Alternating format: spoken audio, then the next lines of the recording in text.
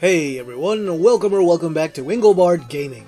Today I've got the 6th episode of my Shining Force Retrospective series for you. If you're just discovering this series with this video, I've already covered Shining Force for the Genesis, Shining Force Gaiden 1 and 2 on the Game Gear, Shining Force 2 on the Genesis, and Shining Force CD on Sega CD. All the episodes will be linked in the description if you need to get caught up.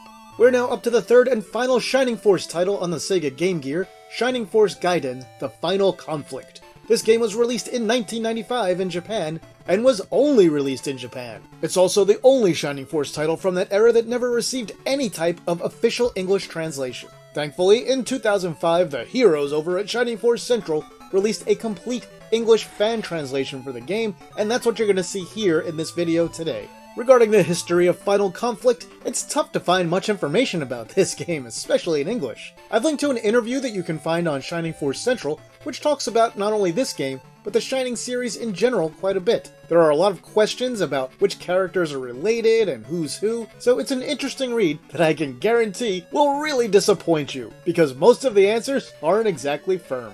You might think that the people responsible for making the game would be able to tell you all about the characters and everything that you would ever want to know about the game long after it was released. Well, you're wrong! Still, it's an interesting read nonetheless, and if you're a fan of the Shining Force series, and you haven't been to Shining Force Central, well, just get on over there already and check it out. So sorry for the lack of history on this one, but that's just how the cookie crumbles sometimes. Don't worry though, we have plenty to talk about with this game.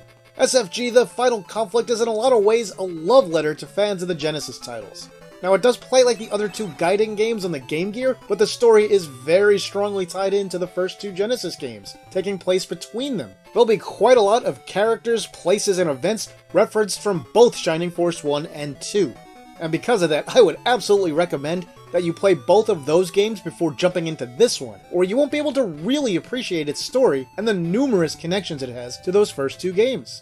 I mean, it even has ties into the original Shining in the Darkness. Visually, SF Gaiden The Final Conflict has received a slight bump up from the earlier two Game Gear titles. In particular, a lot of the battle maps look considerably better. You'll hear a lot of music from Shining Force 2 from the Genesis this time around, instead of the tunes from the first two Gaiden titles. The tunes are of course reworked for the wimpy little PSG inside the Game Gear, but they sound really good.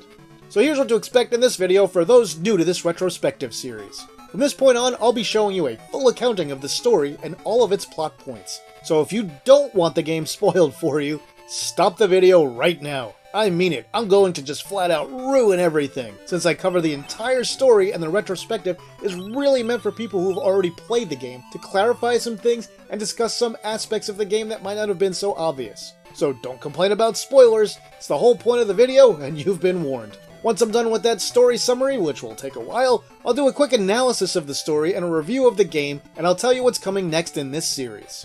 Alright, let's get on with it.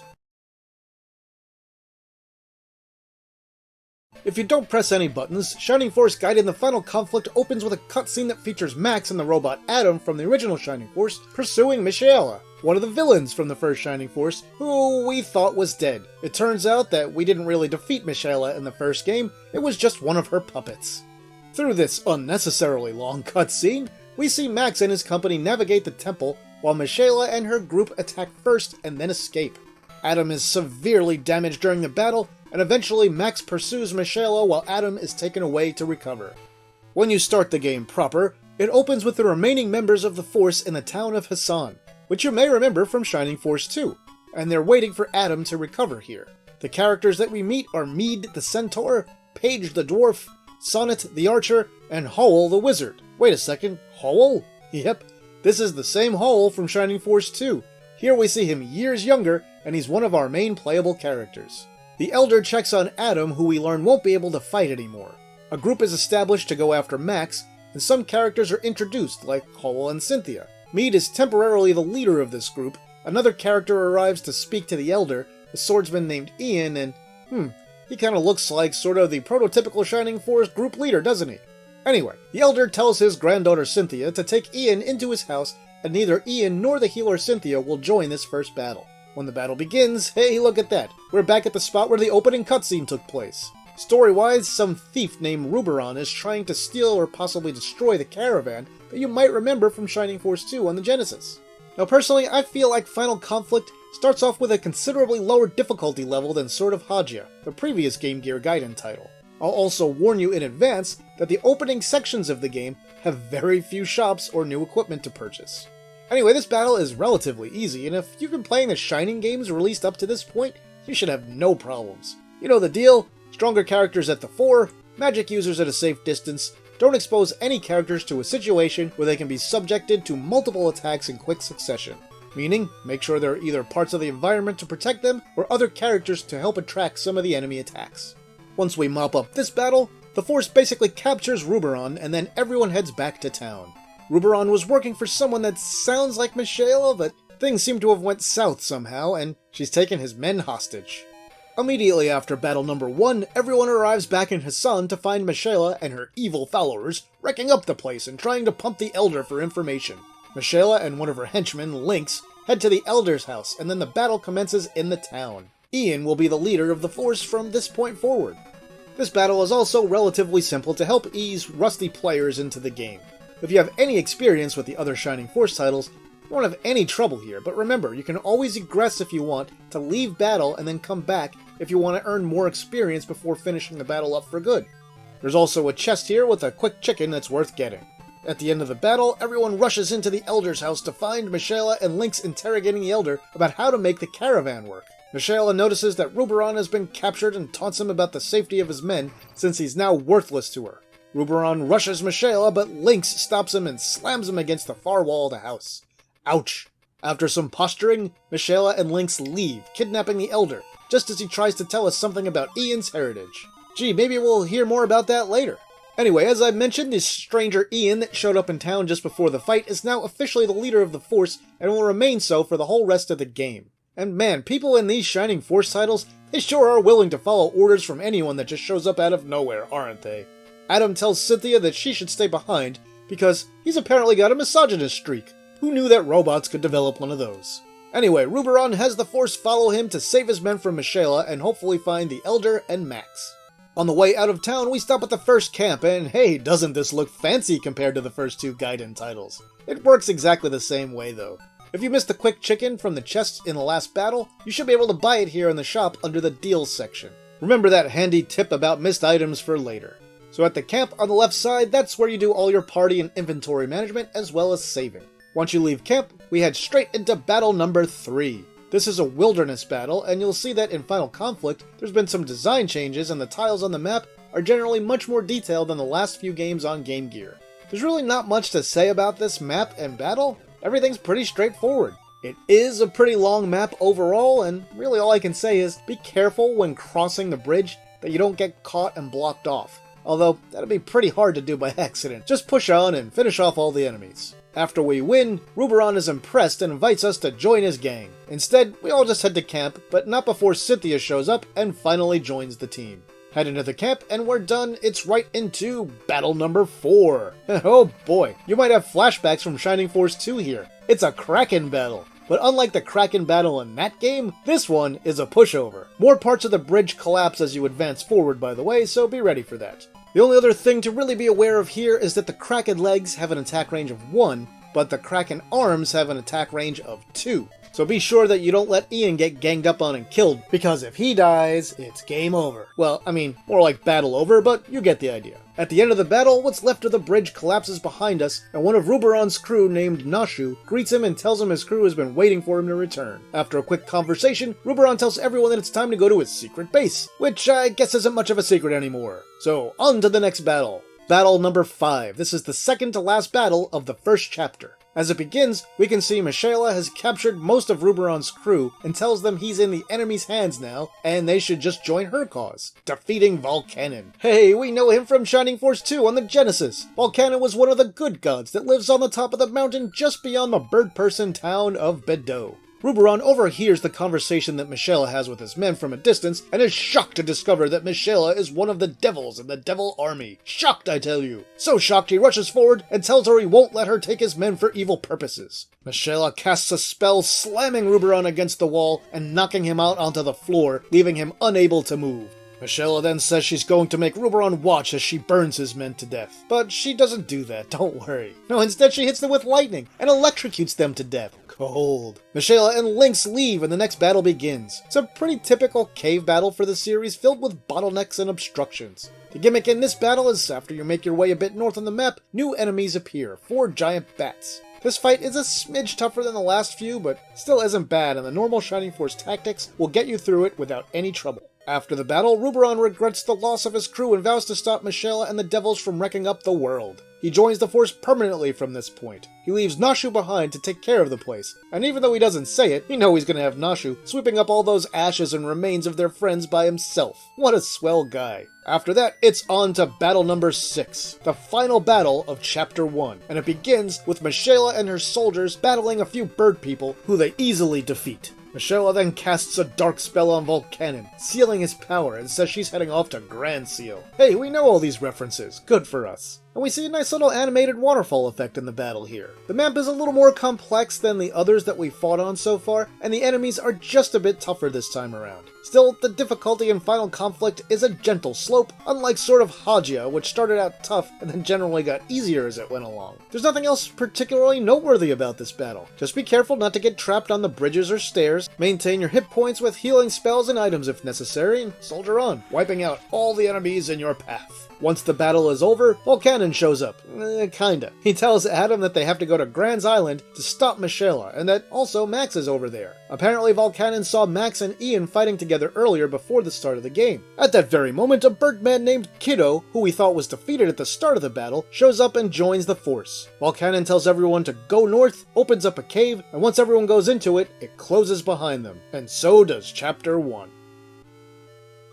And that's the end of that chapter. Chapter 2 begins with Michaela talking to her lieutenants Lynx, Aiku, and Magus. She asks Lynx how the plans to capture Max are coming along. He tells her they'll have Max soon. She then asks Aiku what's going on with Ian and his team. Aiku tells her that they met Volcanon. Michaela then basically asks Magus if he knows what to do. He says he'll stop them at Pakalon, which, hey, there's another location from Shining Force 2 on the Genesis, remember? And doesn't Magus's field sprite look like Yoda? What gives? Anywho, Michaela sends him on his way. Michaela then chats with Aiku about why they're keeping the Elder from Hassan that they kidnapped earlier, and she talks about his relationship to Ian and his knowledge of an ancient relic. Michaela, Lynx, and Aiku chat briefly about Ian, once again hinting that he comes from a powerful lineage, and that Max is not the only one that they have to worry about. So who the heck are Ian's parents? Well, we'll find out more about him a little bit later in the game, and by that, I mean at the very end. Michaela sends Lynx off to go capture Max. She then tells Aiku if Magus fails to defeat Max, that task will fall to him. After this villainous aside, we go back to Ian's team and the cave that they need to cross to enter Pakalon. After some lighthearted banter, the Force notices some enemies further up in the cave. These are some of Magus's soldiers, and they decide to attack, causing an earthquake and some pillars to collapse into rubble, really restricting where the characters will be able to walk while they fight. Battle number 7. The gimmick on this one are the choke points caused by the pillar collapses. You don't want to get any of your members stuck in there, which could subject them to multiple enemy attacks. Try to lure some enemies down to where the bulk of your force is, and send a few characters with strong move stats and range attacks up the pillar areas. This battle isn't too hard, and it doesn't really have anything else special going on, so just have at it, watch out for the worms, and you'll be through it in no time. Oh, and a quick note on promotions. Apparently in this game they work a little more like Shining Force 2 on the Genesis, where you can become more powerful in your second class if you continue to level up your first class past level 10. Honestly though, this game is so much easier than the other ones that I felt no compulsion to continue leveling characters up in their first class. I just promote when they hit level 10 or 11. But that's how I played this one. What you do is up to you. Play it however you enjoy it the most. Just be aware that you don't have to promote late in order to win the last battles at the end of the game. Anyway, after the last battle, raise anyone that's dead, cure anyone that's poisoned, and head right into battle number 8. This one begins with a cutscene where we see Magus commanding his troops to defeat the Pakalon army and conquer the town. His force tells him that they can't win because of the strong defensive formation of the Pakalon soldiers. Then Magus gets up to no good at all when he blocks a river with a boulder and floods the area, washing away the centaurs of Pakalon, leaving the town ripe for the taking. As Magus orders his monster army to take the town, Ian and company arrive. Magus commands his troops to hold off on invading Pakalon and to take down Ian and his Shining Force first. This battle is not particularly hard either. They will get a little bit harder as we go along, but not just yet. Now, it does have a fair amount of distance attackers, mages, and some knights that can hit pretty hard. Still, if you've been following along with the series, you know what to do here. Keep those magic users at the rear, put your strong defensive fighters up front, and make sure not to isolate anyone, especially Ian, since if he dies, you lose immediately. Also, be careful where you put Kiddo. You don't want to position him anywhere where the enemies will be able to get multiple attacks in on him. Save him for attacks from trees or water tiles that other characters can't occupy. Oh, and one word of advice here. If you haven't been leveling up Ruberon yet, make sure that you start doing that. His attacks become insanely strong, and he has some useful magic spells. For a lot of this game, he can be your MVP, especially if you increase his movement capability just a little bit. Also, his standard attacks have a range of 2. At the end of the battle, Lynx shows up and sort of taunts and toys with Magus for his complete failure to subdue Ian. Magus begs Lynx to teleport him away to safety, and Lynx tells him, okay, just this once, and away they go. Just after that, Ian and Adam are greeted at Pakalon's gates by Sylvia the Centaur, and her birdwoman companion, Julia. Julia was the other bird person that fought Michaela a little bit earlier alongside Kiddo. Both Sylvia and Julia join the force at this point. Everyone decides to take a rest in Pakalon, so it's off to camp. Do your party maintenance business here, make sure to check for deals at the store, just in case you missed picking up any important items like stat boosters or equipment during battles. Oh, and this is also your chance to buy some more powerful equipment for your characters. You probably have plenty of money by now, so go ahead and splurge. After that, be sure to save and head off into Battle number 9. Battle 9 starts off with 2 of Magus's troops bringing him a Dragon Man they say has broken their army's regulations. The Dragon Man's name is Eric. Magus accuses him of having been a spy. Just then, Lynx shows up and chastises Magus for blaming the innocent, meaning Eric in this case. Magus says, not so fast, Lynx, he has proof of Eric's misdeeds. Lynx asks what proof he has. Eric admits that he joined the Devil's armies because he wanted to meet Michaela. This bugs Magus, who demands that Eric be executed immediately. Here we learn a little bit more about Lynx, who is interested more in fair fights, and says that he can't accept Eric being executed because he was caught using dirty tricks. Lynx releases Eric from his chains and demands that he fight him, saying if Eric can't defeat him, he'd stand no chance against Michaela. The two clash again and again, but then Magus sees an opportunity when they're both winded and commands his monsters to attack Eric immediately. Eric hears this, summons up what little strength he has, and gets the heck out of Dodge, fleeing the scene as fast as he can. Magus commands his troops to pursue Eric immediately, and they do just that. Lynx laments having to kill Eric and wishes he could have finished fighting him in a fair battle. Lynx heads off, and we see Magus talk to himself about how he plans to deal with Lynx before too long. And that's when Ian and the Shining Force show up. Sylvia tells Ian and Adam to keep going north as Volcanon had said, and soon they should reach the town of Mound, another location familiar to fans of Shining Force 2. Beyond that, they'll find an interesting place called Nazca. And if you've played through Shining Force 2, or at least watched my retrospective on it, you'll know what the Force will find there. But we'll save that for just a little bit when we get there. Julia shows up and talks about how Magus is here, and his troops are searching for someone named Eric. The troops stumble onto Ian and the Shining Force. Magus says the search for Eric will have to wait and starts battle with the Shining Force. This one is a pretty traditional Shining Force outdoor battle map. We have plains, bushes, hills, and all those lovely tiles that obstruct character movement in a lot of different ways. But hey, we've got 2 bird people now, and that can make a real difference here. Watch out for the dark snipers and treat this one as business as usual. On a side note here, Cynthia really is kind of an infuriating character in this game. She barely has any magic points, and the situation doesn't get a whole lot better even towards the end of the game. I mean, I would say she never really has enough to be consistently useful. She will learn the aura spell later, and good luck having enough MP to let her cast that when you really need it. So at the end of this battle, Magus laments his failures and swears that next time, he'll do whatever it takes to win. Then, he immediately runs away. Now it's time to do some party maintenance and move on to Battle number 10. This one begins in Mound, with Magus and Lynx arguing philosophically over tactics, and what's more important, having a fair fight or winning. Magus tells Lynx to take off if he doesn't like the way that he does things, and Lynx agrees, saying it's not his turn anyway. Then Ian and the Shining Force arrive, greeted by some villagers who tell them they're preparing a welcome. Adam asks if the Devil Army is here, but they tell him no. The Devil Army left because they heard the Shining Force was coming. Yeah, that one sounds believable. Anyway, as the villagers lead Ian and Adam into the heart of the village, Eric swoops in to warn them that it's a trap. The villagers were really devils in disguise, and they're all exposed and a bunch more teleport in. There are some wells and a chest to pick up here, so make sure to check those things out during battle. As this is a town battle, you have to deal with a maze-like layout of buildings, trees, tables, and more. Your flying characters will really come in handy here. Just be careful, and there's not too much to this one. There are a few dark mages here with some powerful magic, so be especially sure not to cluster any of your party together in their magic range. Magus avoids the consequences of his actions yet again as the battle ends and laments sending Lynx away. He skedaddles, and Adam talks about how he should have known they were walking into a trap. I agree. They open the gate and they let Eric in, who is impressed to see them win this battle. Eric admits he wants to see Michaela because his father Elliot worked for King Rumladu. Elliot was a general for the Runefaust army in the first Shining Force game on the Genesis, and was an honorable man who served his King Rumladu and did as was commanded. If you remember, it was a bit of a sad situation when Max finally had to defeat him in that game. Eric is angry that the Devil Army manipulated Rumladu and caused him to go bad, thus eventually being responsible for the death of his father. Eric says that his father was always loyal to the king, even though he knew the king was wrong. He says that his father should have fought against the devils, and now he wants to take up that mantle. And so, he joins the Shining Force. Rest in your camp, do your party business, and then head off into the last battle of this chapter. Battle number 11. Battle 11 takes place at Nazca, which we had heard mentioned a few cutscenes back. Michaela is here, as are Lynx and Magus. She chastises Magus for his repeated failures. Magus blames his failures on Lynx not following his plans. Magus promises to get Ian next time. Michaela warns him that if he fails again, the consequences will be dire.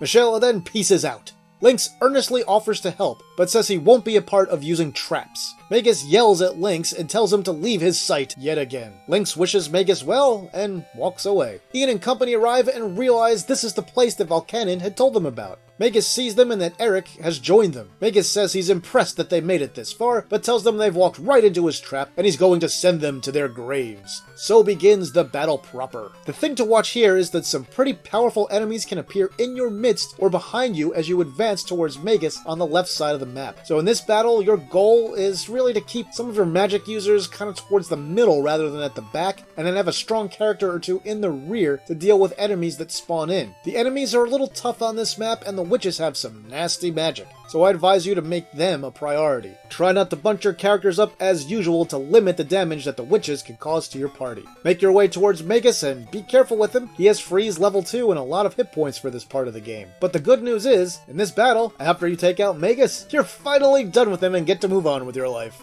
Now that's something special after dealing with his whining for the entire chapter. In his death throes, Magus begs Lynx to capture the Shining Force, and finally heads off to the swamps of Dagobah, or Hell, or wherever. Adam comments that they still need to find Max and then someone new shows up. Or are they new? Why, it's Metula, the other god from Shining Force 2. Goddess Metula is also our ally and wants to prevent the devils from winning. Unfortunately, Metula lets us know that Max has been defeated and probably captured. Metula gives Ian a necklace of light, which attaches itself to him. Seems familiar. She then tells Ian he has to go to Grand's Island, and yep, we also know that place. She says she'll send a magician from Tristan with us because she can't come with us herself. She also says her powers are being limited, but she's helping as best she can. The magician approaches from the bottom of the screen after Adam wonders how they'll get to Grand's, and this new person tells us that we have to use the Nazca ship. She says it's a vehicle built by the ancients that can fly. Who is this person? Why, this is Minto, and she helps get everybody on board the ship, which, if you remember, we used in Shining Force 2 for the exact same purpose, to reach Grand's Island. We don't get to see the ship actually fly this time as we did in Shining Force 2, so you'll have to use your imagination for that one. Thus ends Chapter 2. And that's the end of that chapter. Okay, we're roughly at the halfway point here. Chapter 3 begins by telling us we flew to Grand's Island, but it's a place filled with savage monsters. There's also mist all over the place. And of course, there are devils hiding in the mist, because why wouldn't there be? So with that, we begin battle number 12. The first battle of Chapter 3 is still pretty easy. Just be sure to pick up the Protect Ring from the chest and give it to whoever needs it the most. The enemies here still aren't too bad, but there are ranged attackers, so you'll especially want to be careful with your magic users. There's not much more to say about this one, just apply everything you've learned throughout the game and the whole series and you'll be fine. After the end of the battle, we meet a kooky old monk named Morton who joins the party. It turns out that Morton knew Max. They apparently crossed some rough roads together. Morton lost track of Max a while back though. He can't quite remember where, but he's sure it'll come back to him. He figures he'll put his training to good use and that it's pretty likely they'll find Max at Ground Seal's Tower, another familiar place. So Morton joins the force and off we go to battle number 13. Morton tells us Golem is ahead, yet another location we know from Shining Force 2. He says it was built to repel monster attacks, but it's been taken over by the devils and become a stronghold of theirs. He also mentions that another of Mishela's leaders, Aiku, is there. Morton says he heard all this useful information from the town of Roft, which is nearby. Roft, once again, was another location from Shining Force 2. Some ambitious devils realize that the Shining Force is here and reckons they can take them down on their own. The layout of this battle will have most of your force making their way around the outside of a mountain range. This battle is pure classic Shining Force. Some of the enemies this time around are a little bit harder, so you'll need to be careful as you progress, following the normal best practices. There's another gimmick in this battle. As you approach the left side of the map, it gets flooded and some tentacle arms and legs join the fray. They're about as equivalently tough as the Kraken arms and legs were earlier, which means they're not nearly as bad as they were in Shining Force 2, but they're still tougher than most of the normal enemies. Don't be surprised if you lose a character or two in this battle. Now, if you're not confident in your levels, this is a pretty good time to take out some enemies, egress, and come back to farm some experience. You probably won't have to do that here, but just keep in mind that's an option in any battle if any battle seems too tough when you first get into it. After you take out all the enemies here, the last one warns you that you'll never defeat Aiku in his fortress. Adam suggests that everyone rest up in Roft if Aiku will really be that difficult to defeat, so into the town we go, which, in this game, is just a camp, of course. Go ahead and do your normal party maintenance and shopping things here. Once you're done with all those, leave the camp and you'll head right into battle number 14. This battle begins with Aiku realizing the enemy, the Shining Force, is pretty tough. That's confirmed by Lynx, who shows up and warns him to take them seriously and prepare for them. Aiku is furious with Lynx, saying he just stood by and watched Magus die without helping him, and he'd do the same to him. Aiku says he's not going to allow that to happen. Lynx tells Aiku he's wrong, but that he won't waste his time trying to convince him, and wishes him luck as he leaves. At that moment, Ian, Adam, and the Shining Force arrive. Without much else afterward, the battle commences. Now this one is a little bit tougher than the prior battles in this chapter. We've got a fair amount of difficult enemies here that hit really hard. The lone chest contains a Valkyrie spear, which you should make a priority to pick up as soon as you can. Be careful to avoid enemies with strong magic, and to not let Ian get trapped in a situation where the devils can attack him quickly in succession. I'll also note here, if you haven't focused on powering up your mages yet, you definitely want to start doing that now. Their area of effect level 2 and 3 spells will come in very handy soon. Want to take care of business here? We'll end with another cutscene. Aiku taunts Ian and Adam, saying he'll get revenge from Magus. Adam wonders what kind of traps lie inside the fortress, but says no matter what they are, they have to go on. So take care of your party, save, and then move on to battle number 15. Before the battle begins, Ian and Adam stroll into the fortress. Adam comments about the eerie atmosphere and the spooky statues. Aiku shows up and says those statues will be their tombstones. Adam says they'll get through this place and find Max. Aiku laughs in his face and starts to say something he knows about Max, but stops himself before the big reveal. Now, you don't have to be a rocket scientist to figure out that some of the statues in the center of this room will become enemies during the course of the battle. The map features a lot of restrictions on movement because of walls, torches, statues, and other obstructions. There are some enemy mages right near the start, so be sure to uncluster your forces and spread them out as soon as you can. There are 3 paths forward that all serve as choke points. The ones to the left and right are a little bit easier to traverse since they're 2 tiles wide, while the center one is only 1 tile wide, so you've got to be careful there. Other than that, hey, you know what to do. Now these fights work by now. Apply what you've learned, and you'll be alright. Just be especially careful with your low defense characters since the enemy will approach you from both the left and right stairs very quickly. Once we defeat Aiku, we'll see that his last words are him dying in utter disbelief, but not before he mutters something about it being too late for Max. And then, what's this? It's the Elder from Hassan, Cynthia's grandfather from the very beginning of the game. They've been holding him here the whole time. He mentions that someone with closed eyes defeated a soldier guarding him and helped him escape. Closed eyes, you say? Doesn't that sound a little bit odd? We'll find out more about that character later. For now, the castle starts to collapse and everyone hightails it out of there. Next we see a bunch of dwarves who appear to be forced labor for Mishela. Mishi is delivered the bad news that the Shining Force has defeated Aiku and is on their way. Mishela seems a bit happy since she'll get a chance to test out some of her traps here. The Elder warns the Shining Force that they should be cautious. And so begins battle number 16. If you need to, feel free to egress and head back to the camp to do party maintenance, stock up on supplies, all the usual stuff. This is the last battle of the chapter, so it is a smidge harder than the previous ones. You may also want to search the cacti here to find the hidden character Sasuke. Once you start the battle, the goal is to make your way to the bottom of the map from the top and take out Michaela. You might think that the map seems large and full of open areas, which seems a bit strange. And of course, it is a bit strange, especially since we've already been warned that there are traps here. So we'll deal with some hard enemies here and restricted movement because of the sand. You'll also find ranged attackers like Ruberon, Sylvia, Sonnet, and whichever mages you have with you to be particularly useful. But be super careful about keeping characters about 4 spaces apart from each other if you can. You'll see why a few minutes into the battle. So a bunch of those large empty areas I mentioned a few moments ago, a large sand bowl will form on some of them and giant sandworms will emerge. And these worms have a powerful ranged attack magic called Sandstorm, meaning if you're especially unfortunate, your entire party could be hit with one attack. But that's very unlikely. What's more likely is that 3 or 4 of your characters will be close enough together that they could get hit in a single attack. So when you see these worms spawn in, go after them with everything you've got to try to take them out before they can attack, while not placing your characters too close together. When you get down to where Michaela is, try to take out the High Priest first so he won't have a chance to heal her. Keep on her and you'll eventually defeat the evil leader of the devils you've been chasing the whole game, or so it seems.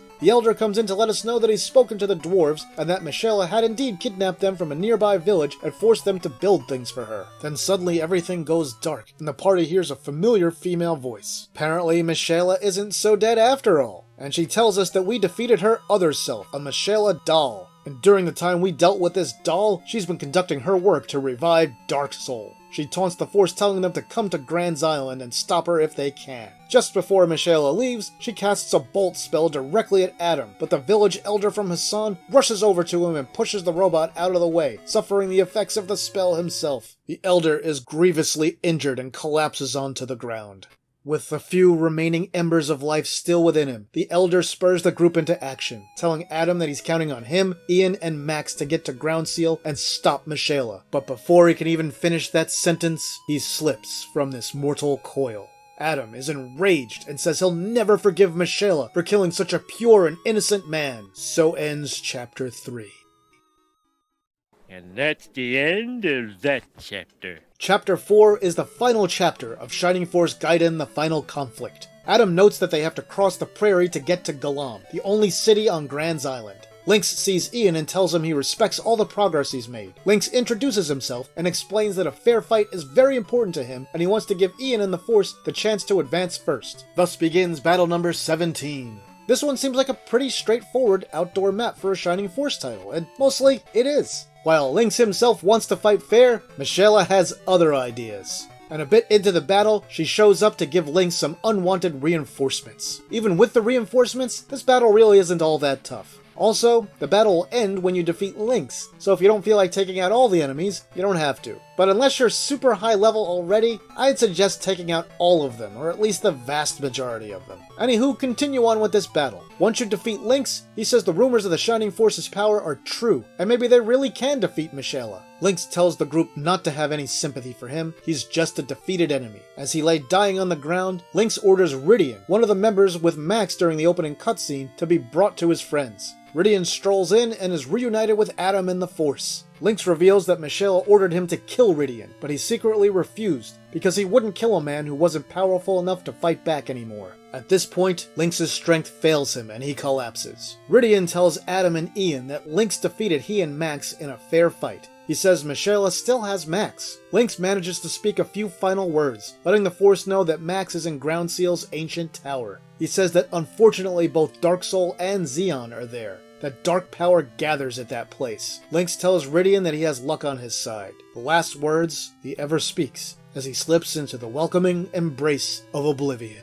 Rydian tells the team that although he's been saved, Sir Lynx, despite his exemplary conduct, was not, and they can't let his efforts go to waste. And I don't know what it is, but I find Lynx's death to be probably the most tragic in the entire series. Once that scene finishes, head to camp, do your thing, and then it's on to battle number 18. The Force arrives at Galam City and is granted an audience with the king. He's surprised that they defeated the Devil Army outside. The king says that his kingdom fell to that same army. He has no soldiers left in the city. The remaining ones are all outstanding against the Devil Army, and everyone will have no choice but to watch the leader of the Devils be revived. but a spark of hope flits into his tone as he wonders if the Shining Force could possibly stop the resurrection at the Ancient Tower since they managed to defeat the 3 generals of the Devil Army. Then things go sideways. A bunch of devils show up and set fires all throughout the throne room. They're angry that Galam has betrayed them by talking to the Shining Force and letting them know what to do, and then battle commences. This one is a bit of a pain since the fires are essentially walls. There are obstructions all over the place on this map because of them, and you'll need to be careful about positioning to avoid ranged enemy attacks like magic.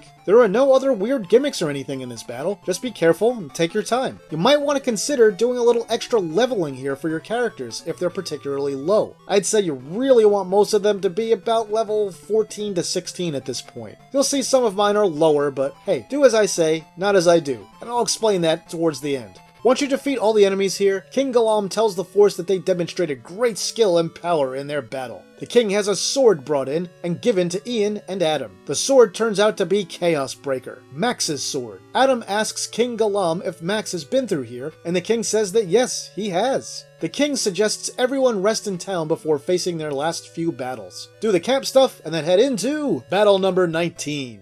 Adam tells Ian that according to King Galam, the Ancient Tower is just ahead beyond the mountain. Michaela shows up to taunt the Force a bit, and we see a bunch of weird orbs all over this map. Adam wonders what they're for, and then realizes that another of Michaela's dolls is the major enemy here. Alright, so a few things on this one. First up, those orbs restore magic points for both you and the enemies. You basically get unlimited MP for this battle, so go nuts with your mages. Also, in the bottom right corner of the map, there's a small empty plain in a forest. Search it for another secret character, Kojiro. You'll notice that there are quite a few magic-using enemies on this map, but it's fine. Just play normally, except, you can throw a little more magic around, and you should make quick work of this map. The High Witches here do have some nasty spells like Freeze level 3, so as always, be careful about positioning characters near them, and do not cluster your team up. The lesser demons you encounter here also have Bolt level 1, but other than just taking out those enemy mages as fast as you can and not clustering, there's not a whole lot I can recommend here. Just keep up business as usual. You'll earn victory by destroying the Michaela doll, but I recommend killing all enemies you can for maximum experience and saving her for last.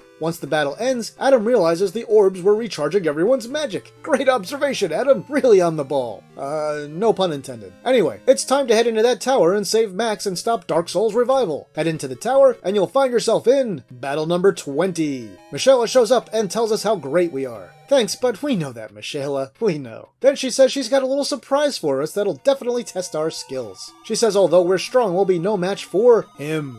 Gee, whoever could she mean? Adam says the Shining Force doesn't fear anyone. Michaela laughs, and after some back and forth, introduces Max wearing a mask, similar to the one that controlled his brother Cain in the original Shining Force. That's right, our goal in this battle is to defeat Max. And folks, this is easily the toughest battle in the entire game. The enemies are strong, they have some serious magic attacks, and the cluster of them up near Max are pretty formidable. I'd say you really want most, if not all of your characters to be about level 16 or 17 in this part for a relatively safe battle. And you've really got to make sure you don't send Ian too far away from the group on his own in this one. His defense is probably really good by now, but there are so many enemies they can attack with magic that it's easy for them to finish him off in just 3 or 4 hits. This is definitely a battle you want to be prepared for. And taking out the close enemies and aggressing a few times to build up experience is recommended to get you up to where the game expects you to be. I would also say that this is the last battle where you'll really be able to effectively level up any weaker characters that have fallen behind the group. How come? In the next couple of battles, your weakest allies will be taken out with a single hit by a bunch of enemies. By the end of this battle, you'll want your core characters to probably be around level 18 or 19, and your less frequently used ones at 16 or 17. Yes, you'll see some lower level characters in this video, but here's a little secret. I recorded this footage years ago, and I didn't play very efficiently because I was rushing towards the end. I played the game again just last week and did everything much more properly, and it was a better experience because of it. Anywho, once you reach max, hopefully you have at least 4 or 5 characters left with you. Space them out and take turns whacking him with your various weapons and spells until you defeat him, and get ready for a minor surprise afterwards. It turns out that the mask that's controlling Max can't be removed. Adam tries in vain to pull it off himself, and then someone off-screen tells him that only a devil can remove it, that the mask is protected by the powers of darkness. And this character is none other than Odd-Eye, who you may remember better as Adler. He's one of the Devil Army's generals in Shining Force 2. He had lost his memory in that game and traveled with the Force for a time under the name Adler until his memory returned. A sad fate awaits Odd-Eye in Shining Force 2, but that's many years off. Today, he rushes in and destroys the mask, freeing Max from the control of the devils. Adam comes to the obvious realization that Odd-Eye is a devil and asks why he helped Max. Odd-Eye says that he is indeed a devil, and that the master he serves is none other than Xeon, the god of evil himself. He tells them that their enemy Dark Soul is also Xeon's enemy, so they're on the same side. Adam also realizes that it was Odd-Eye that helped the Elder escape Aiku earlier. Odd-Eye just walks into the tower ready for battle. Max awakens, finally reunited with Adam and Rydian. Max commends the Shining Force for making it this far. Adam lets him know that it was because of Ian's leadership. Max laments that he befell the same fate as his brother Cain, taken control of by the devils with a mask. After a little chit-chat, Max joins the Shining Force! Welcome back, buddy! With that, everyone heads into the tower to begin Battle number 21. This is the penultimate battle of Shining Force Gaiden: The Final Conflict.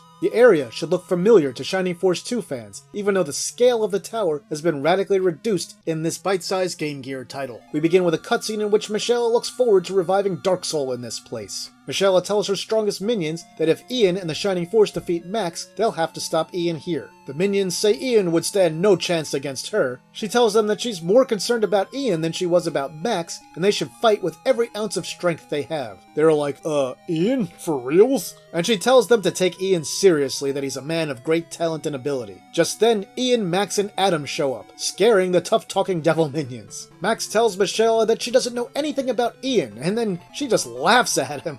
She tells Max that 20 years ago in Manarena, a town in the first Shining Force, that a fortune teller spoke to his brother Cain and predicted that Dark Soul would be revived in this very tower. Cain didn't like the sound of that and sent his son away to be trained so he'd be able to fight this battle and defeat Dark Soul. I'm sure you'll be shocked to learn that that son was Ian. Yep, Ian is Cain's son, which makes him Max's nephew. Michelle tells them she learned about all this from Hassan's elder. Remember way back in the beginning of the game when he tried to tell us some stuff before Michelle kidnapped him? Well, this was it. Just then, there's a rumble near the throne at the top of the tower, and Michelle and her goons rush over to it. She realizes that Dark Soul's resurrection is nearly complete, and that no one will stop it. Odd-Eye then shows up to let Michelle know that he won't let her use Xeon's power to revive his hated enemy Dark Soul.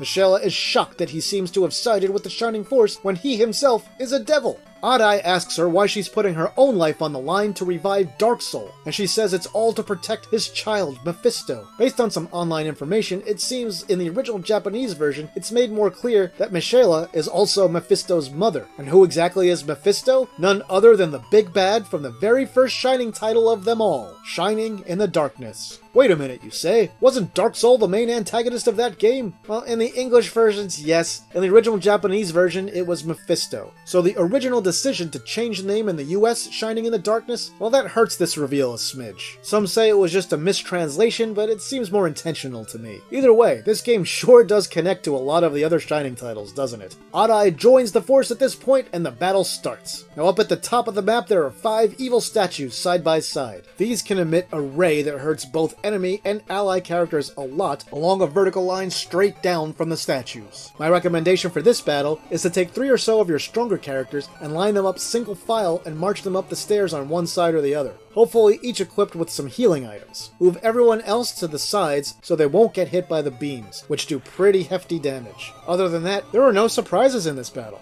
The enemies are a bit on the tougher side as you'd expect for a battle this late in the game, but you'll know how to deal with each and every one of them by now. The main goal here should be to try and take out one of those statues to clear a path for everyone else. To do that, you've got to slowly march everyone up the stairs single file and move them off to the side at every opportunity to limit the amount of times they'll be attacked by the statues. If you have any healing rain items right now, they'll come in handy, and they can save you some time and some MP here. Oh, one super important note. Make sure as many of your characters survive this fight as possible. because if you use egress in the battle after this one, you'll have to do this one over from the start. So I'd say if you've got less than 6 characters with you at the end of this battle, and you don't have any healers or you don't have any ranged attackers, well, you're probably better off just egressing from this fight and starting it over. But anyway, fight your way to the top when you can, and after you get there, all you've got left to do is take care of Michaela. Once you defeat her, she realizes she's done, and that all she can do now is sacrifice what's left of her own life force to finish reviving Dark Soul. Power gathers at the throne on the top of the tower, and Dark Soul is reborn! So begins the final battle of the game, battle number 22.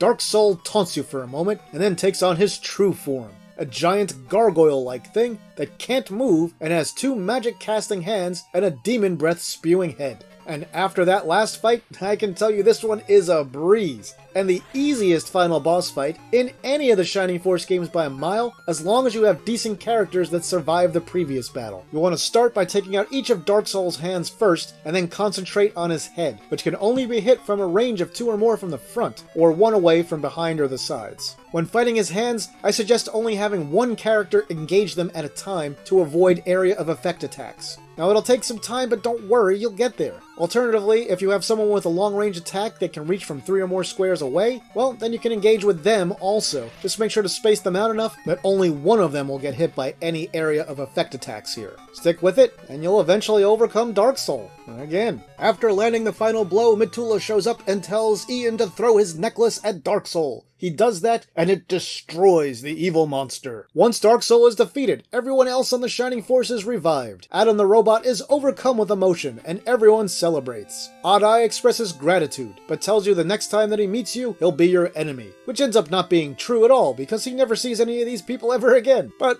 still, we get the point. Everyone notices that the sun is rising, and we fade to the throne room in Galam. The king congratulates everyone, but Rydian notes that Dark Soul isn't dead and could be revived again. He returns the Chaos Breaker to King Galam for safekeeping, until it will be needed again. They note that someone may try to revive Xeon in the future too, so they'll really need to have that thing handy. Just after that, the sword is renamed to the Force Blade. Then, for some reason, Ruberon is given the task of deciding who should be the king of Ground Seal. Ruberon selects his crew member Nashu, who has trekked all the way up here himself and survived the trip. Ruberon notes that they would have never survived the battle with the Kraken early on had Nashu not shown up when he did. Then Hole goes off and says he's going to study some things, which, yeah, we know where you end up. Then we find out that Adam, Max, and Ian all left. Ruberon wonders where they went. Mead says he's sure Max, Ian, and Adam will come back to them someday. I wouldn't count on that one, buddy. All of Max's friends from the first game still think he's dead. Finally, we see Odd-Eye carrying baby Mephisto. He's showing him the place where his parents sleep. He comforts the crying baby and tells him he's going to take him to where their comrades are waiting.